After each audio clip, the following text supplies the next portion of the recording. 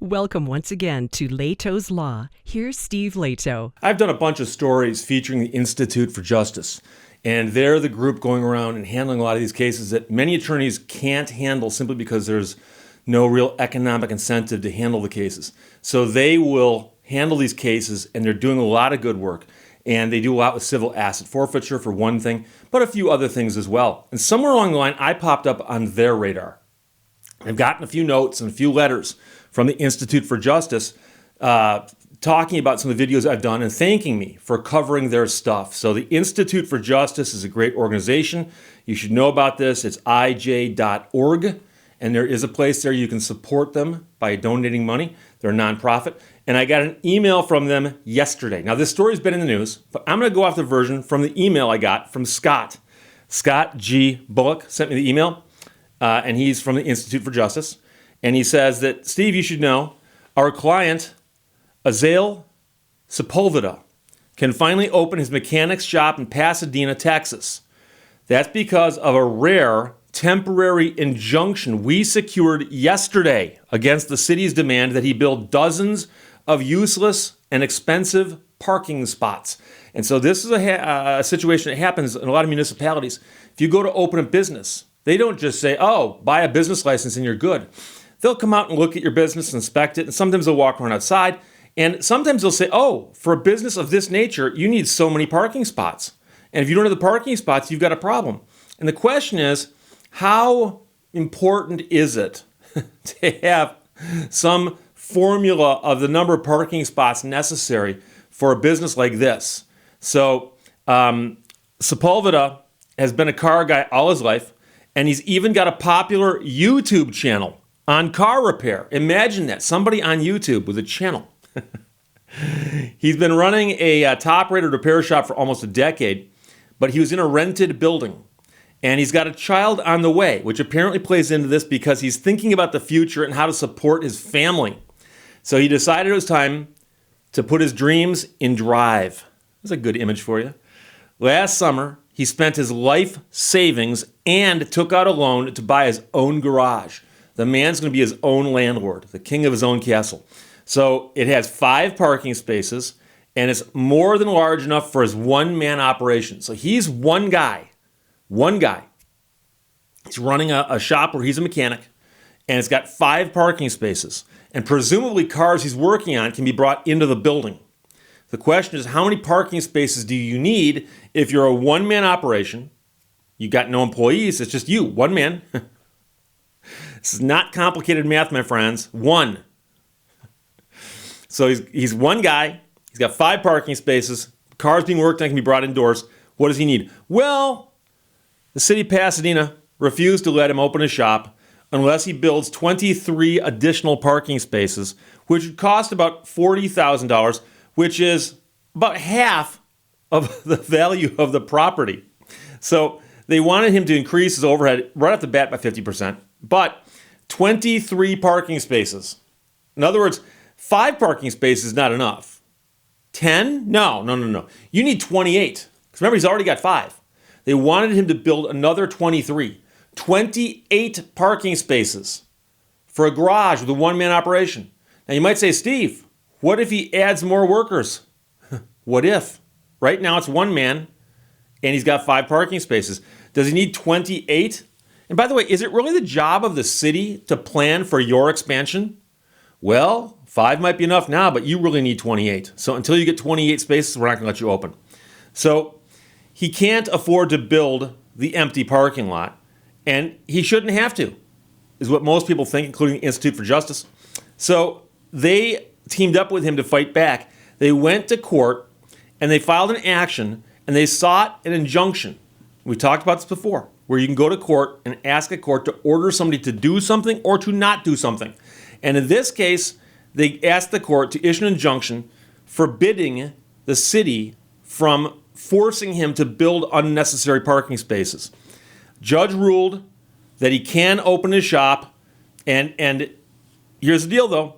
The case will proceed, and the city can come into court later and say, here's why we think he needs 28 parking spaces. And theoretically, the court could look at all the facts before it, hear all the evidence, and say, you know something, the city's right.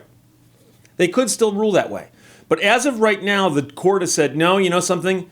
You do not need to build the extra 25 spaces or 23 spaces, and you can open up. You can open your shop up. And one thing to remember about temporary restraining orders and injunctions, and we talked a lot about this with the situation with the at-will employees in Wisconsin at the hospital who wanted to leave, and the judge issued a temporary restraining order over a weekend and said, I'm going to forbid them from changing hospitals, and we'll revisit this on Monday. And on Monday, the judge just said, no, screw it, and he dissolved the injunction and let the people move. And I had pointed out that time that I thought the judge was going to do that. I actually said that that's what he's going to do.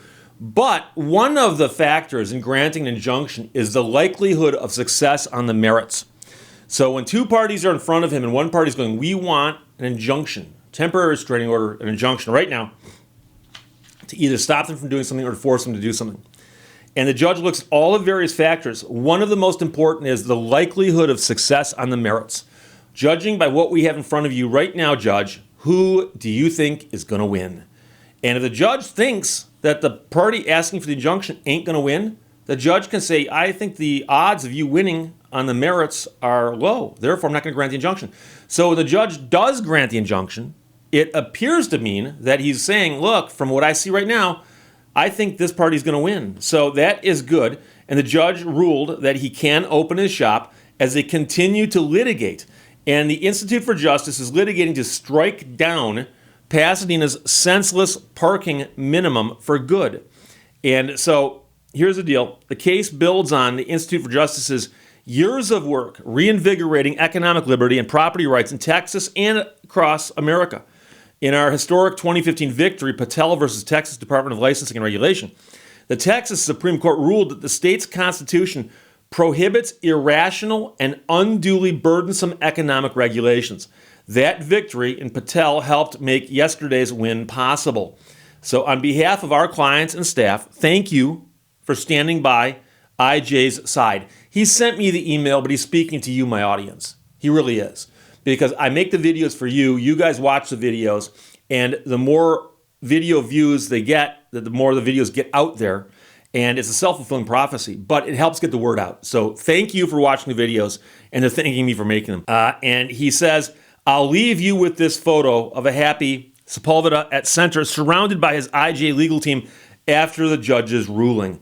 And I'm going to take that. I hope that means that I can post it and put it in the video as well. So there's the picture that was sent to me by Scott Bullock, who's an attorney who works for the Institute for Justice.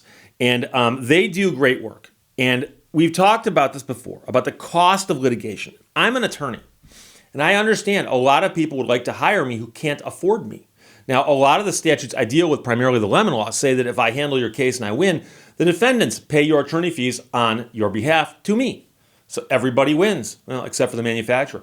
So the thing about it is that with a civil asset forfeiture case in the typical setting, you can hire an attorney to get your money back, but you got to pay him out of your own pocket whether you win or lose. Who's going to take that case? So the Institute for Justice actually gets money from its supporters, donations, it's a nonprofit, and then they will step up and provide attorneys for worthy causes. And I'm sure they probably get asked for way more representation than they can actually offer, but they do great work when they take a case. So here's another win for the Institute for Justice. And like I said, they're doing great work in fields like this, but also civil asset forfeiture. And I'm going to put a link in the description below the video to their website, specifically to their support page. And I've had people ask me, not them, they've not come right out and asked me for this, but I've had people who've responded to my videos and said, Steve, would you please post the Institute for Justice's website with a link to where people can donate money? Because maybe many of the people in your audience would like to do that. And I would encourage you to do so. They do great work, and they're helping people. So like I said, in this particular story, a guy's got a garage. He's fixing cars, but he's doing it in a building he's renting from someone else. He's got a child on the way. He's actually thinking, I need to support my family. Best way to do that would be to strike out on my own, buy my own building, control more of my destiny, and start doing it that way. So he buys the building, starts gearing up for work, and the city comes by and goes, 5 parking spaces. You need 28. Really? You just make up numbers? You yank them out of thin air? Do you understand what an auto repair facility does? He drives himself to work. That's one car. He's got 0 employees other than himself, so just the one car. Customer rolls into the shop. Where do they roll their car? Into the building. So now you still have 4 open spaces. You still need 23 more. It's craziness. So Scott sent me the story, Scott Bullock from the Institute for Justice. They do wonderful work, and they did another big win here. But the case will still be litigated further. But we'll see what happens. I will update you. Questions or comments, put them below. Let's talk to you later. Bye-bye. Thank you for watching Lehto's Law. Think about it. Hermits have no peer pressure.